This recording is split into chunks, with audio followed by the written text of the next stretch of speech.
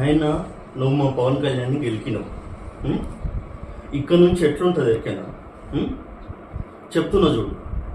ఈసారి నెక్స్ట్ ఎలక్షన్స్లో, రాబోయే ఎలక్షన్లో, ఫ్యూచర్లో మా జనసేన పార్టీ తెలంగాణ నుంచి పోటీ చేస్తుంది. ఇన్ కేస్ రాష్ట్రం అంతా ఎక్కడ పోటీ చేసినా చేయకపోయినా కవిత గారు నువ్వు ఎక్కడ నిల్చున్నా నీ పైన జనసేన పోటీ చేస్తుంది.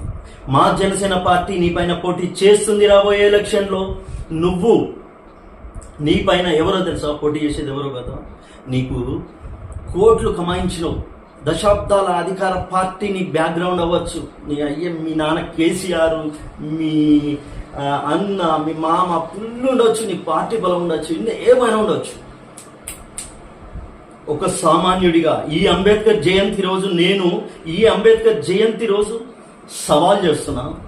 ఈ జనసేన పార్టీ తరఫున నేను నీ పైన తెలంగాణలో నువ్వు ఎక్కడ నిలబడ్డా నేను వదిలిపెట్టాం, నీ పైన నేను పోటీ చేస్తున్నా. జనసేన పార్టీ నుంచి నేను తెలంగాణ నుంచి నేను పోటీ చేస్తున్నా. నీకు ఎంత బలగం ఉన్నా, నీకు ఎన్ని లక్షల కోట్లున్నా, నీకు ఎంత దమ్మున్నా, నా వెనకాల ఒక పవన్ కళ్యాణ్ ఉన్నాడు. ఇక నుంచి నువ్వు ప్రజాక్షేత్రంలో నిలబడి ఎలా నెగ్గుతావో నేను చూస్తాను.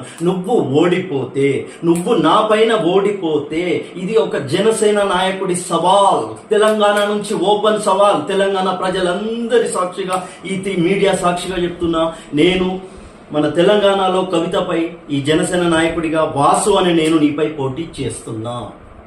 నువ్వు ఓడిపోతే బహిరంగంగా మా పవన్ కళ్యాణ్ అన్నకి క్షమాపణ చెప్పి తెలంగాణ వదిలి పారిపోవాలి. సవాల్ చేస్తున్నా, నేను కవిత పైన పోటీకి నిలబడుతున్నా. ఖబర్దార్ కవిత.